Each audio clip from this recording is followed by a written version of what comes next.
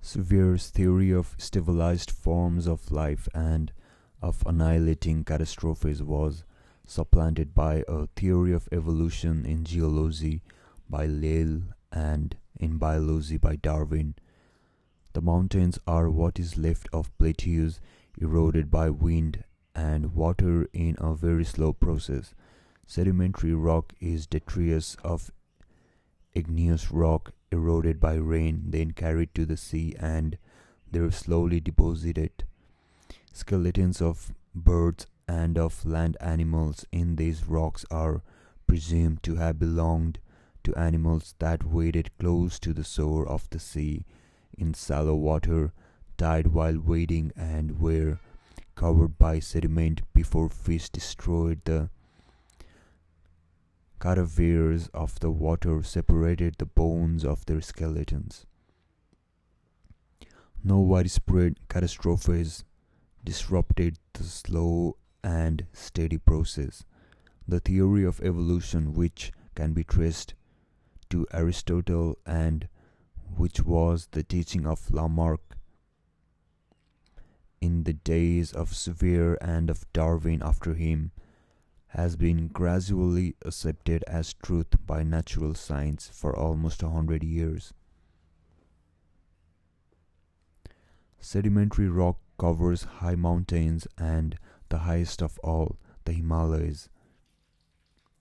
Shells and skeletons of sea animals are found there. This means that at some early time fish swam over these mountains. What caused the mountains to rise? A force pushing from within or pulling from without or twisting on the sides must have elevated the mountains and lifted continents from the bottom of the sea and submerged other land masses. If we do not know what these forces are, we cannot answer the problem of the origin of the mountains and of continents, whether wherever on the globe we are faced with it.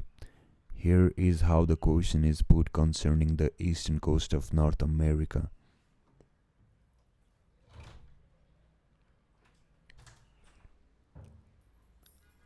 Not long ago, in a geological sense, the flat plain of New Jersey to Florida was under the sea.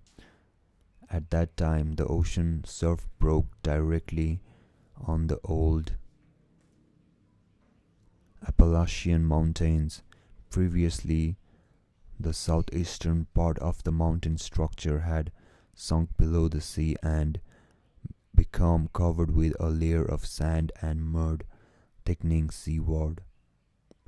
The vase-like mass of marine sediments was then uplifted and cut into by rivers, giving the Atlantic coastal plain of the United States. Why was it uplifted?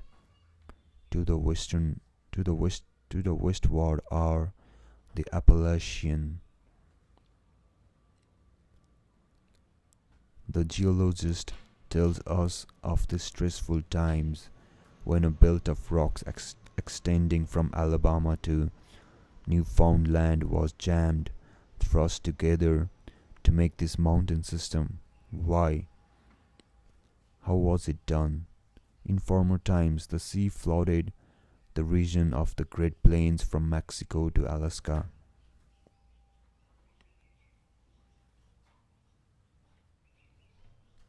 And then withdrew. Why this change? The birth of the Cordly. What the fuck? Cordillerans. Again, the mystery of mountain making clamors for solution. And so on all over the world. The Himalayas were under the sea. Now Eurasia is 3 miles or more above the bottom of the Pacific Ocean. Why?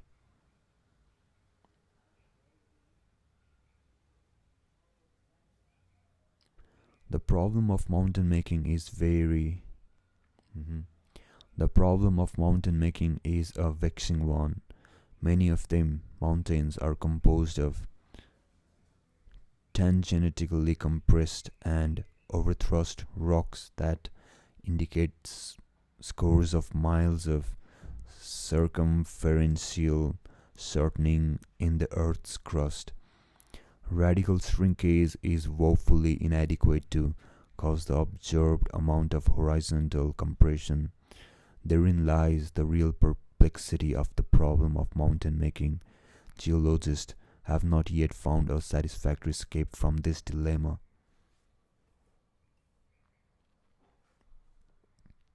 Even authors of textbooks confess their ignorance. Why have sea floors of remote periods become the lofty highlands of today? What generates the enormous forces that bend, break, and mass the rocks in the mountain zones? These questions still await satisfactory answer.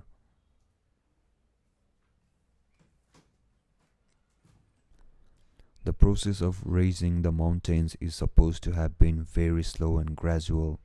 On the other hand, it is clear that igneous rock, already hard, had to become fluid in order to penetrate sedimentary rock or cover it. It is not known what initiated this process, but it is asserted that it must have happened long before man appeared on the earth. So when skulls of early man are found in lead deposits, or skulls of modern man are found together with bones of extinct animals in early deposits, difficult problems are presented. Occasionally, also during mining operations, a human skull is found in the middle of a mountain under a thick cover of basalt or granite, like the Calaveras skulls of California. Human remains and human artifacts of bone, polished stones, or pottery are found under great deposits of till and gravel, sometimes under as much as 100 feet.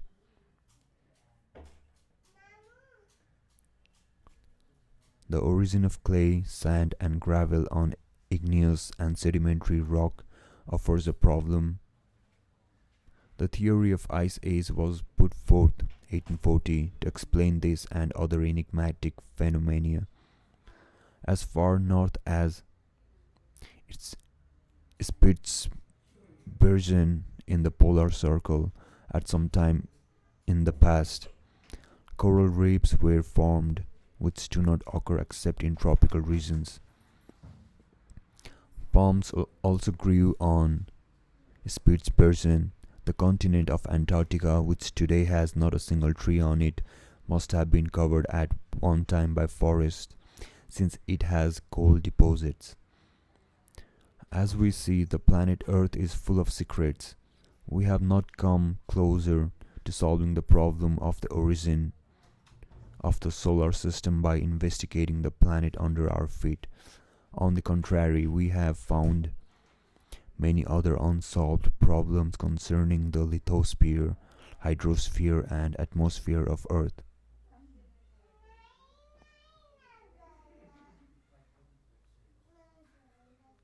Shall we be more fortunate if we try to understand the process that caused the changes on the globe in the most recent geological epoch, the time of the last glacial period, a period close to the time which is regarded as historical Ice Age. Not many thousands of years ago, we are taught, great areas of Europe and North America were covered with glaciers.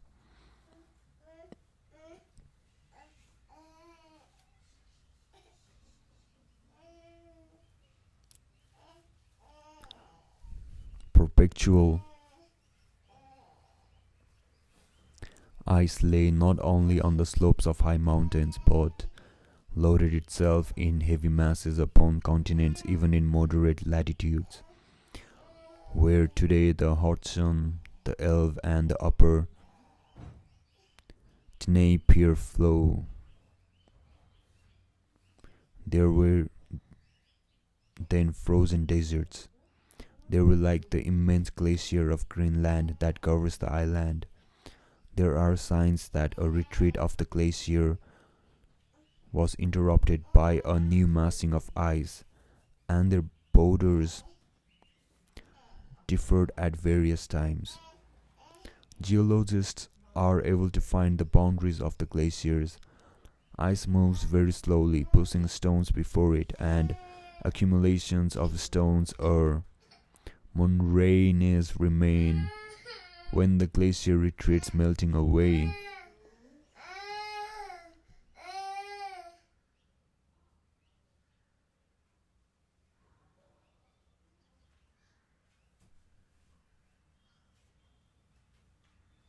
Traces have been found of 5 or 6 consecutive displacements of the ice sheet during the Ice Age, or of 5 or 6 glacial periods. Some force repeatedly pushed the ice sheet toward moderate latitude.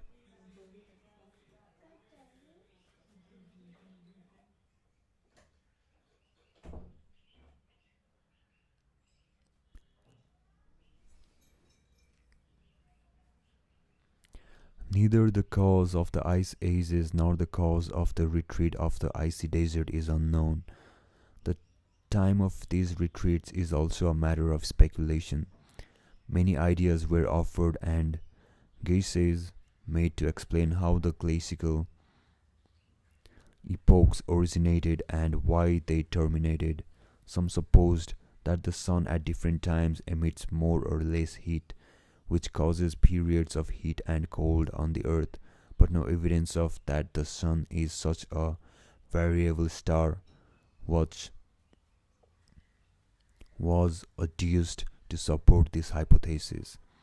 Others conjectured that cosmic space has warmer and cooler areas, and that when our solar system travels through the cooler areas, ice descends upon latitudes closer to the tropics, but no physical agents were found responsible for such hypothetical cold and warm areas in space.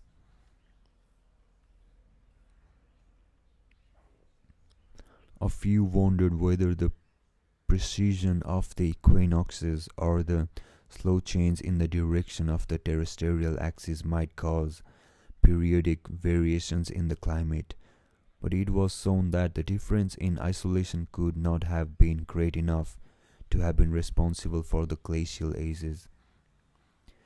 Still others thought to find the answer in the periodic variations in the eccentricity of the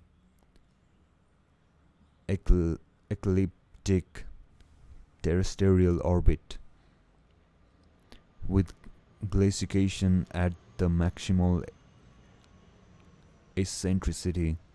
Some of them supposed that winter in Aphelion, the remotest part of the ecliptic, would cause glaciation, and some thought that summer in Aphelion would produce that effect.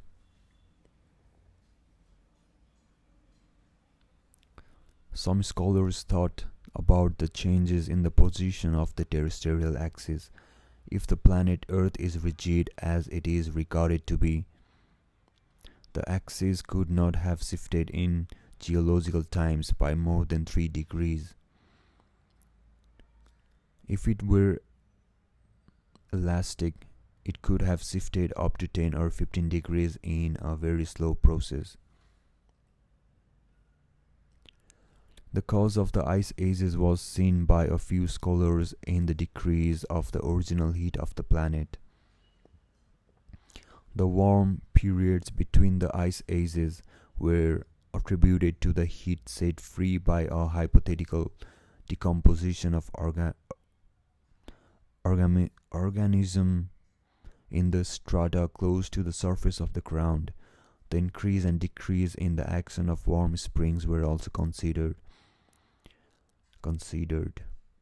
Others supposed that dust of volcanic origin filled the terrestrial atmosphere and hindered isolation, or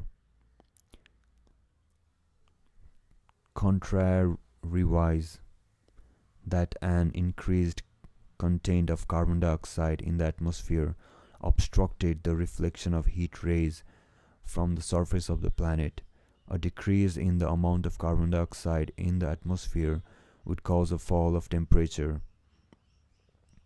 But calculations were made to show that this could not be a real cause of the glacial ages. Changes in the direction of warm currents in the Atlantic Ocean were brought into the discussion, and the Isthmus of Panama was theoretically removed to allow the Gulf Stream to pass into the Pacific at the time of the glacial periods, but it was proved that the two oceans were already divided in the Ice Age. Besides, a part of the Gulf Stream would have remained in the Atlantic anyway. The periodic retreats of ice between the glacial periods would have required periodic removal and replacement of the Isthmus of Panama. Other theories of equally hypothetical nature were proposed, but the phenomena held responsible for the changes have not been proved to have existed or to have been able to produce the effect. All the above mentioned theories and hypotheses fail if they cannot meet a most important condition. In order for ice masses to have been formed, increased precipitation must have taken place. This requires an increased amount of water vapor in the atmosphere, which is the result of increased evaporation from the surface of oceans. But this could be caused by heat only. A number of scientists pointed out this fact and even calculated that in order to produce a sheet of ice as large as of the Ice Age, the surface of all the oceans must have evaporated to a depth of many feet.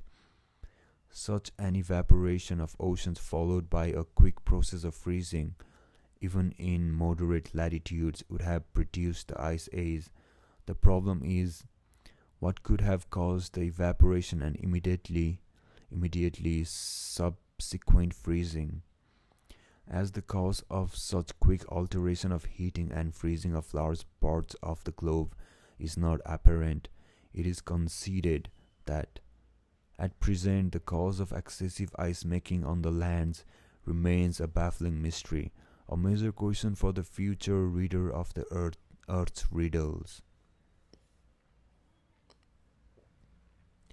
Not only are the causes of the appearances and later disappearance of the glacial sheet unknown, but the geographical shape of the area covered by ice is also a problem. Why did the glacial sheet in the southern hemisphere move from the tropical regions of Africa toward the south polar region and not in the opposite direction?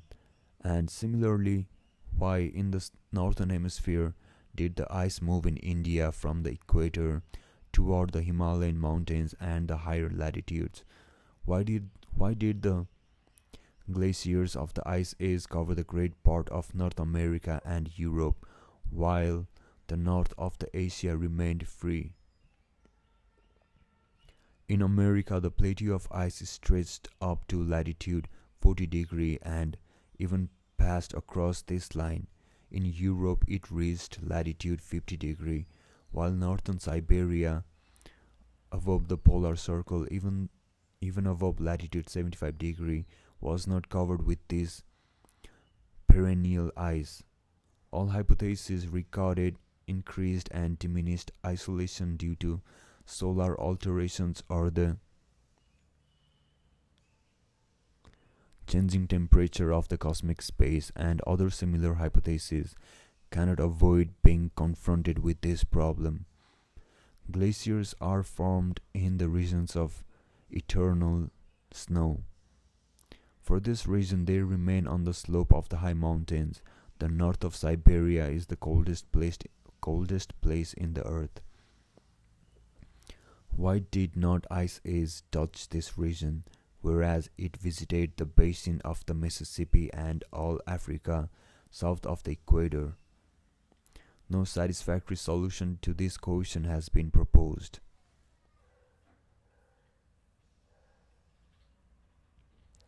The mammoths. Northeast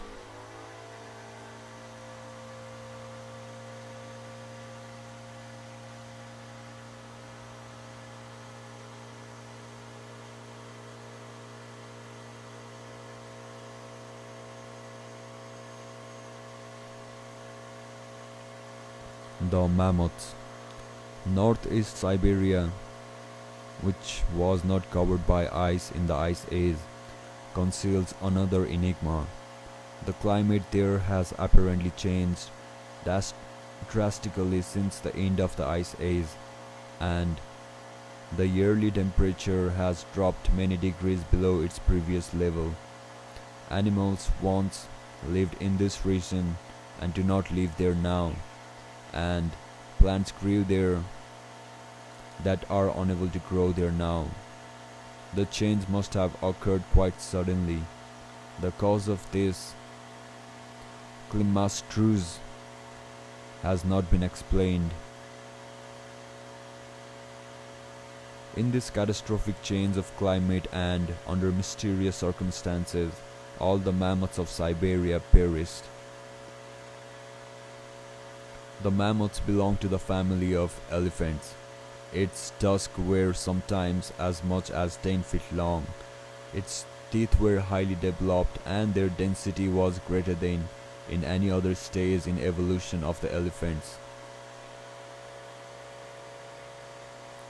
Apparently, they did not succumb in the struggle for survival as an unfit product of evolution. The extinction of the mammoth is thought to have coincided with the end of the last glacial period. Tusks of mammoths have been found in large numbers in northeast Siberia.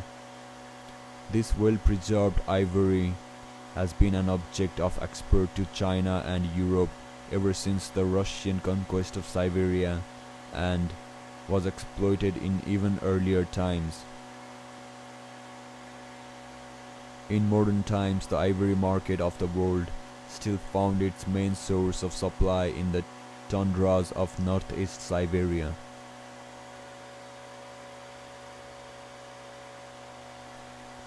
In 1799, the frozen bodies of mammoths were found in these tundras. The corpses were well preserved, and the sledge dogs ate the flesh unharmed. The flesh is fibrous and marbled with fat and looks as fresh as well-frozen beef. What was the cause of their death and the extinction of their race? Sevier wrote of the extinction of the mammoths. Repeated eruptions and retreats of the sea have neither all been slow nor gradual. On the contrary, the most of the catastrophes which have occasioned them have been sudden, and this is especially easy to be proved with regard to the last of these catastrophes, that which by a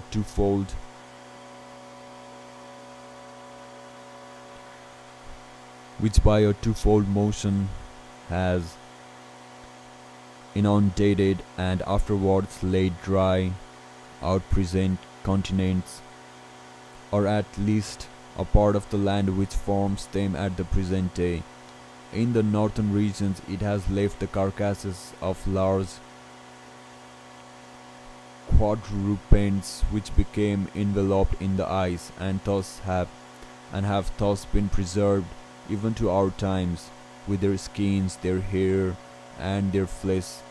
If they had not been frozen as soon as killed, they would have been decomposed by putrefaction, and on the other hand, this eternal frost could not previously have occupied the plains in which they have been seized by it, for they could not have lived in such a temperature. It was therefore at one and at the same moment that these animals were destroyed and the country which they inhabited became covered with ice. This event has been sudden. This event has been sudden in instantaneous, without any graduation, and what is so clearly demonstrated with respect to this last catastrophe is not less so with reference to those which have preceded it. The theory of repeated catastrophes annihilating life on this planet and repeated creations or restorations of life offered by Deleuze and expanded by Sevier did not convince the scientific world. Like Lamarck before Sevier, Darwin after him thought that an exceedingly slow evolutional process governs genetics and that there were no catastrophes interrupting this process of infinitesimal changes. According to the theory of evolution, these minute changes came as a result of adaptation to living conditions in the struggle of the species for survival.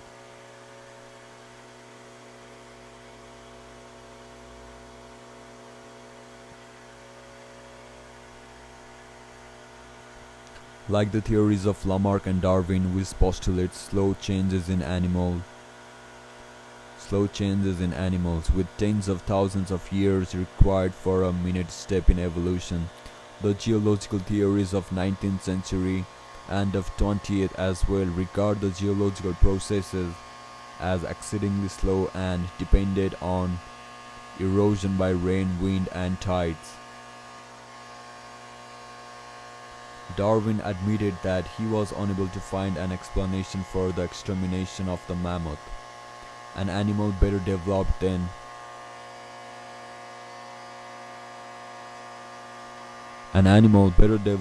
the elephant which survived. But in conformity with the theory of evolution, his followers supposed that a gradual sinking of the land forced the mammoths to the hills, where they found themselves isolated by marshes. However, if geological processes are slow, the mammoths would have not been trapped on the isolated hills.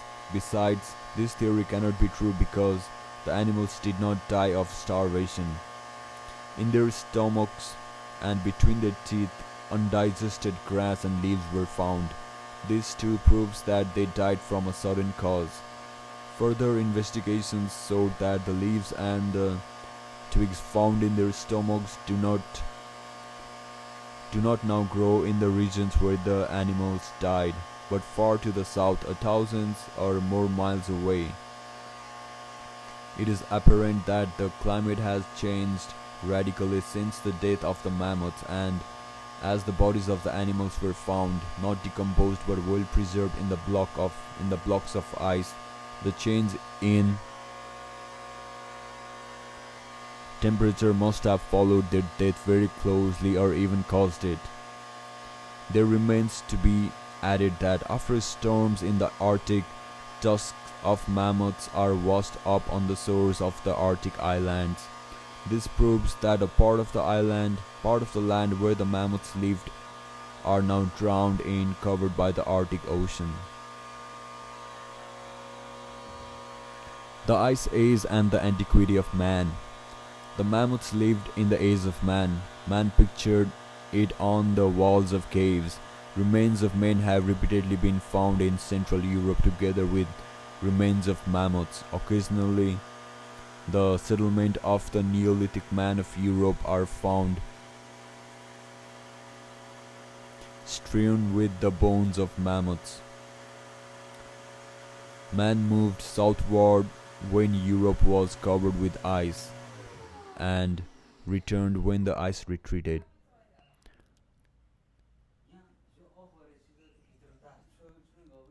Historical man witnessed great variation in climate. The mammoths of Siberia, the meat of which is still fresh, is supposed to have been destroyed at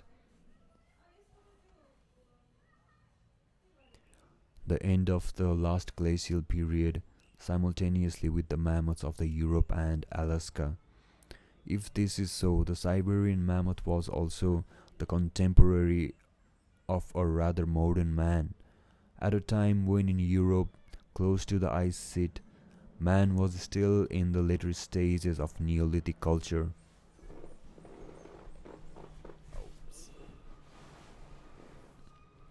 In the Near and Middle East, the region of the great cultures of antiquity, he may already have progressed well into the Metal Age. There exists no chronological tablet of Neolithic culture because the art of writing was invented approximately at the advent of the copper, the early period of Bronze Age.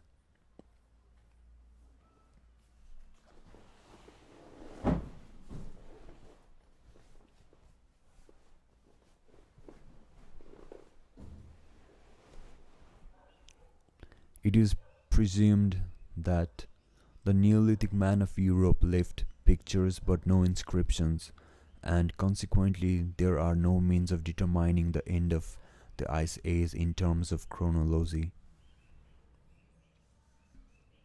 Geologists have tried to find the time of the end of the last glacial period by measuring the detritus carried by rivers from the glaciers and the deposits of the detritus in lakes, the quantity carried by the Rhone from the glaciers of the Alps, and the amount of the bottom of the Lake of Geneva through which the Rhone flows were calculated, and from the figures obtained, the time and velocity of the retreat of the glacial sheet of the last glacial period were estimated. According to the Swiss scholar Francois Forel, 12,000 years have passed since the time of the ice sheet of the last glacial period began to melt, an unexpectedly low figure, as it was though that the ice age ended 30 to 50,000 years ago. Such calculations suffer from being only indirect evaluation, and since the velocity at which the glacial mud had been deposited in the lakes was not constant and the amount varied, the mud must have assembled on the bottom of the lake at a faster rate in the beginning when the glaciers were larger, and if the ice age terminated suddenly, the deposition of detritus would have been much heavier at first, and there would be little analogy to the accumulation of detritus from the seasonal melting of snow in the Alps. Therefore, the time that has elapsed since the end of the last glacial period must have been even stronger than reckoned. Geologists regard the Great Lakes of America as having been formed at the end of the Ice Age when the continental glacier retreated and the depressions freed from the glacier became lakes.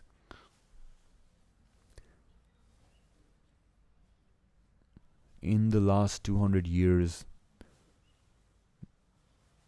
Niagara Falls has retreated from Lake Ontario toward Lake Erie at the rate of 5 feet annually, washing down the rocks of the bed of the falls. If this process had been going on the same rate since the end of the last glacial period, about 7,000 years were needed to move Niagara Falls from the mouth of the gorge at Queenstown to its present position. The assumption that the quantity of the water moving through the gorge have been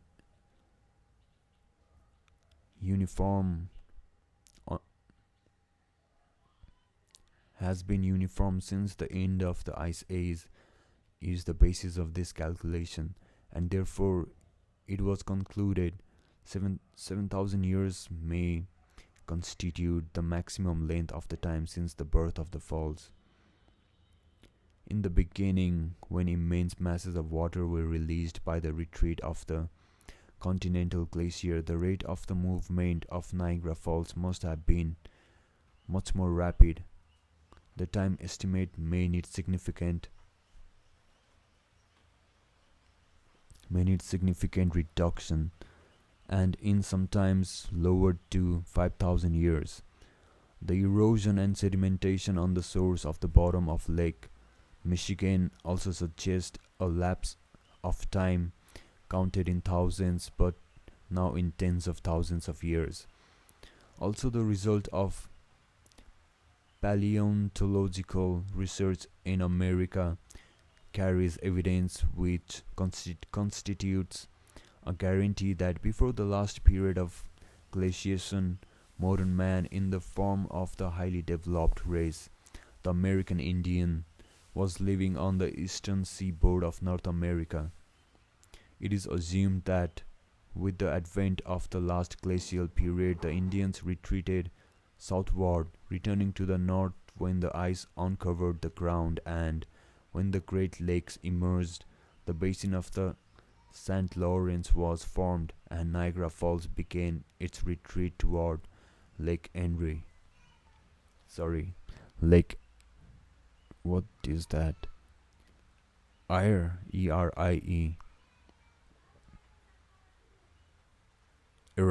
Lake Erie. In the end of the last glacial period occurred only a I was interrupted. If the end of the last glacial period occurred only a few thousand years ago in historical times, or at a time when the art of writing may have been already employed in the centers of ancient civilization, the records written in rocks by nature and the records written by man must give a coordinated picture. Let us therefore investigate the traditions and the literary records of ancient man and compare them with the records of nature. The world ages.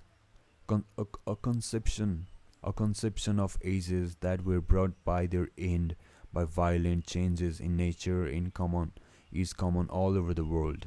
The number of ages differs from people to people and from tradition to tradition.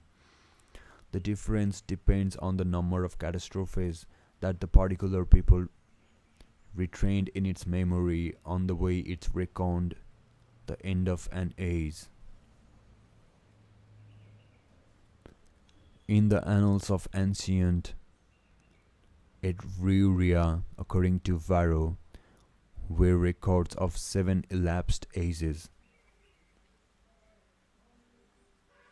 Censoranius, an author of the 3rd Christian century and compiler of Varro, wrote that men thought that different prodigies appeared by means of which the gods notified mortals at the end of each age.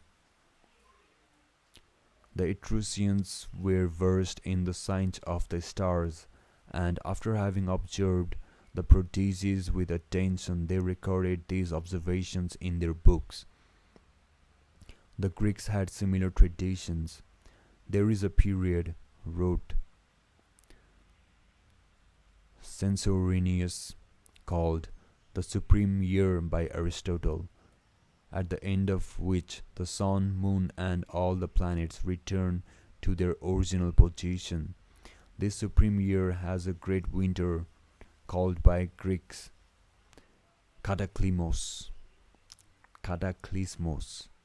which means deluge, a great summer, called by Greeks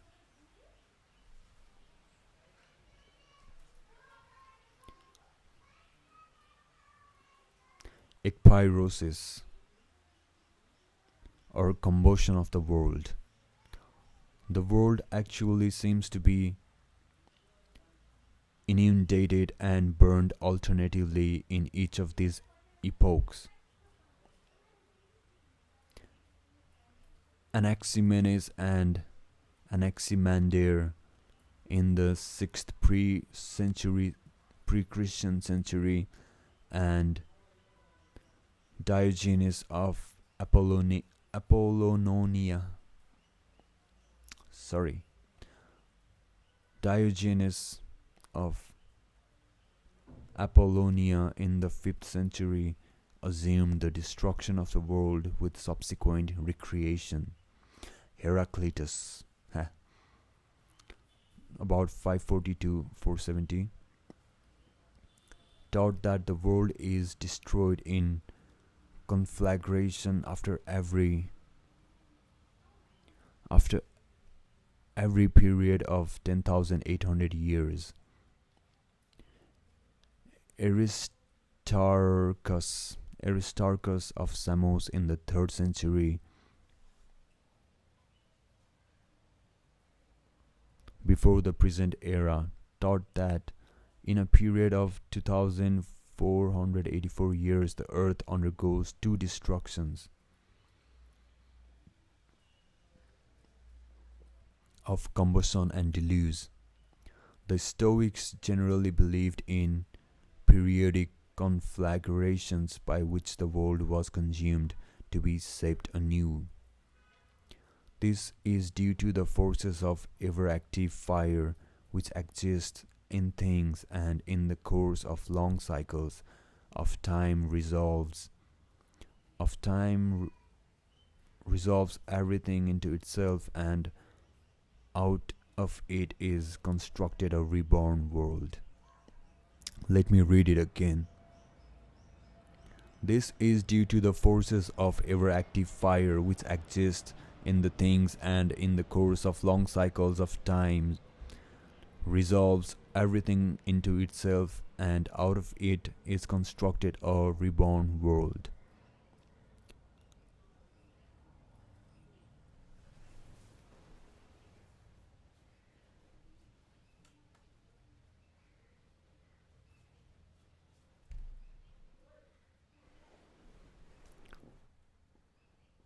Sorry, I was adjusting my sunglasses. यहाँ पुरै त्यो इभ्यापोरेसनहरु भइरहेको क्या.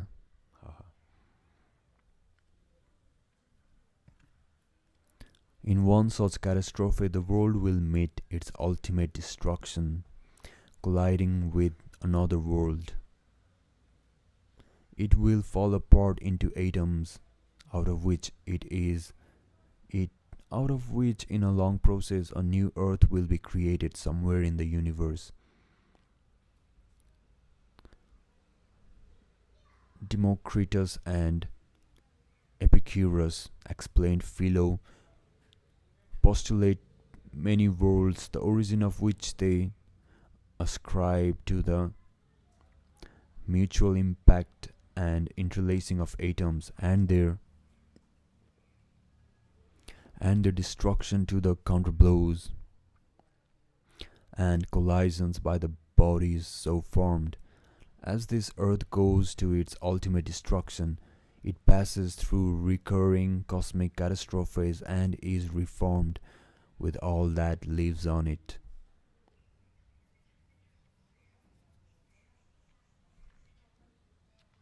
Hesiod, one of the earliest Greek authors, wrote about 4 ages and 4 generations of men that were destroyed by the wrath of the planetary gods.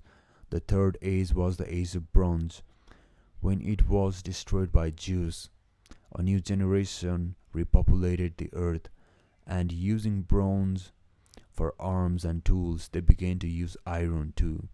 The heroes of the Trojan War were of this 4th generation.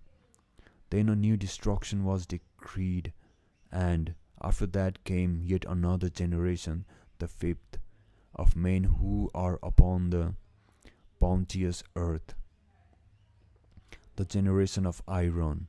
In another work of his, Hesiod described the end of one of the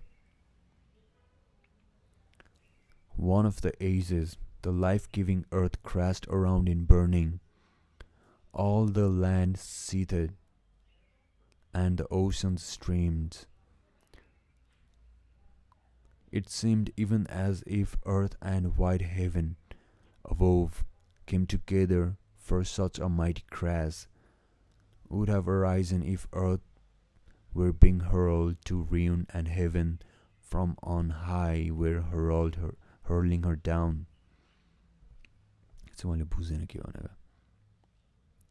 Analogous traditions of four expired ages persist on the shores of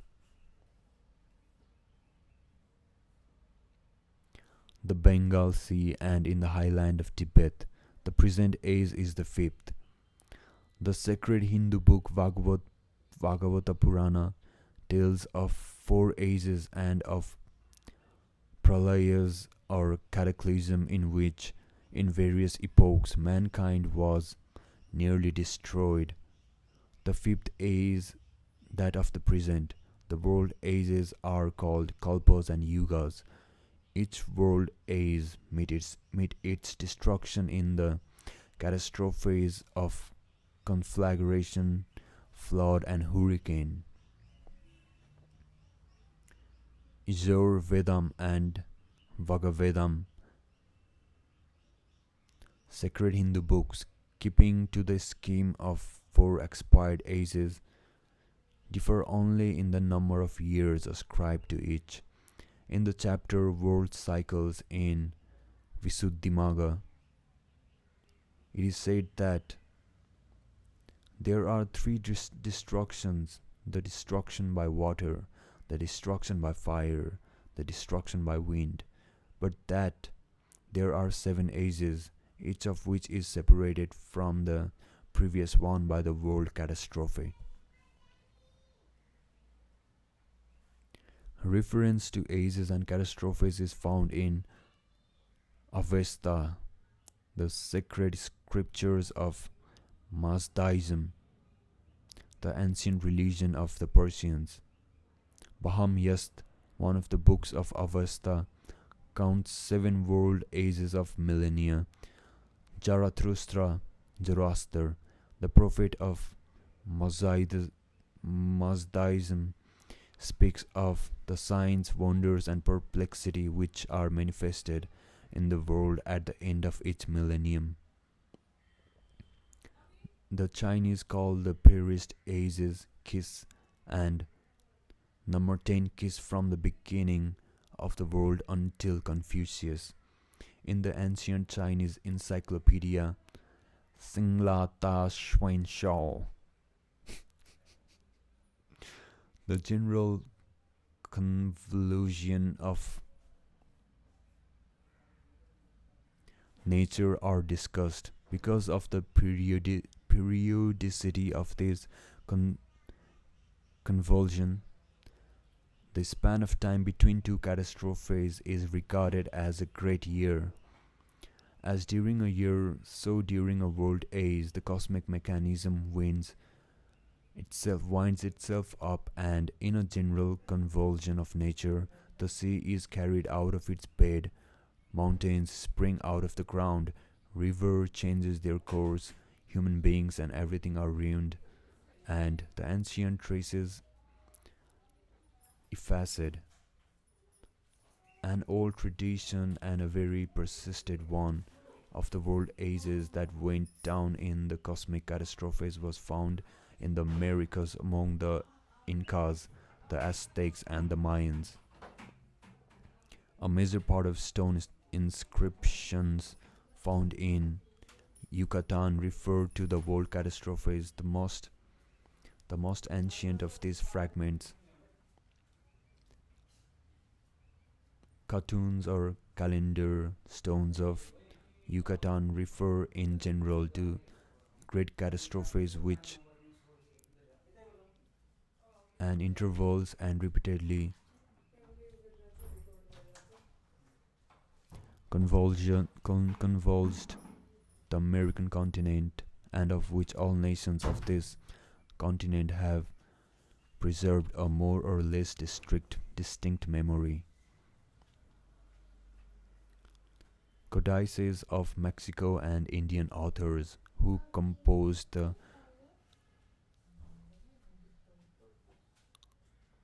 annals of their past give a prominent place to the tradition of the world catastrophes that decimated humankind and changed the face of the earth.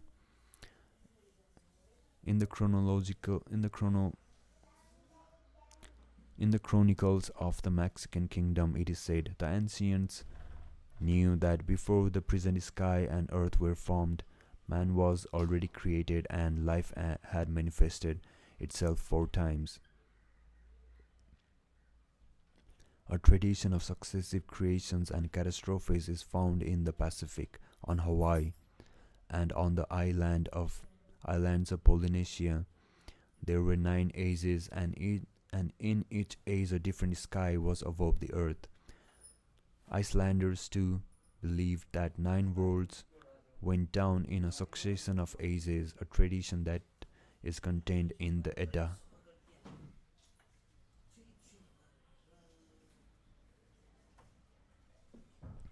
The rabbinical conception of ages crystallized in the post-exilic period. Already before the birth of our earth, worlds had been shaped and brought into existence, only to be destroyed in time. He made several worlds before ours, and he destroyed them all. He made several worlds before ours, but he destroyed them all. This earth too was not created at the beginning to satisfy the divine plan. It underwent reshaping 6 consecutive remodelings. New conditions were created after each of the catastrophes. On the 4th, earth lived the generation of the Tower of Babel.